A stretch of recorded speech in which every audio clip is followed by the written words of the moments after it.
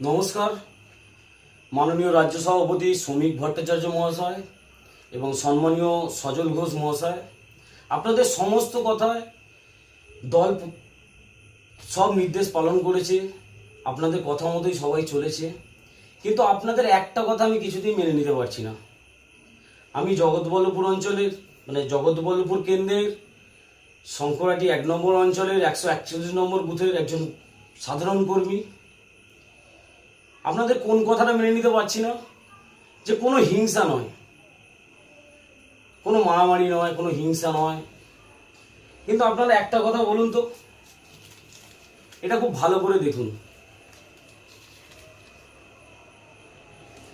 আমাকে 4 দিন জেল খাটানো হয়েছিল, 4 দিন জেল খাটানো হয়েছিল এবং দিনের পর দিন থানায় গিয়ে আমাদেরকে হাজিরা দিতে হয়েছিল, ক্রিমিনালদের মতো ট্রিটমেন্ট করা হয়েছিল। আমার ভাইকে কেস দেওয়া হয়েছে 6 বছর ধরে, তার কেস এখনো চলছে বিজেপি করার অপরাধে। আমরা এর অপমানের বদলাটা কবে নেব? 15 বছর দাঁতে দাঁত চিপে যে আমরা বসে আছি, এর অপমানের বদলা আমরা কবে নেব? ক্রিমিনালদের মতো ট্রিটমেন্ট করা হয়েছিল। যদি আপনাদের কাছে এই ভিডিওটা পৌঁছে থাকে, যদি স্যার আপনাদের কাছে এই ভিডিওটা পৌঁছে থাকে, তাহলে অবশ্যই জানাবে আমাদের কি করণীয়, আমরা কি করব। এতদিন মার খেয়ে এসেছি, হুমকি শুনেছি, ধমকি শুনেছি, রাতে পুলিশ পাঠিয়েছে, অন্য জায়গায় রাত কাটিয়েছি, তারপরেও আপনারা বলছেন ওদেরকে কিছু করবেন না।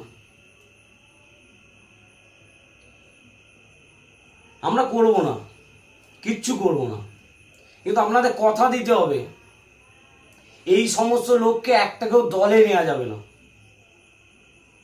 এই কথাটা আপনাদের আশ্বস্ত করতে হবে, আপনাদের বলতে হবে, সমস্ত কর্মীদের সামনে এসে বলতে হবে যে না, একজনকেও নেওয়া যাবে না।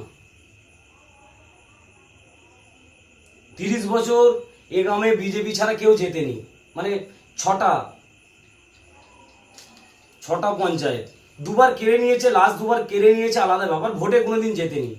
সিপিএমও তখন বিরাট ক্ষমতায়, পারেনি এই গ্রাম থেকে বিজেপিকে হাঁটাতে পারেনি, আজও পারবে না।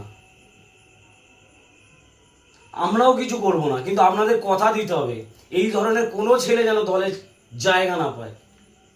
যারা আমাদের জেল খাটালো, যারা আমাদের কেস দিয়ে একঘরে করে রাখলো,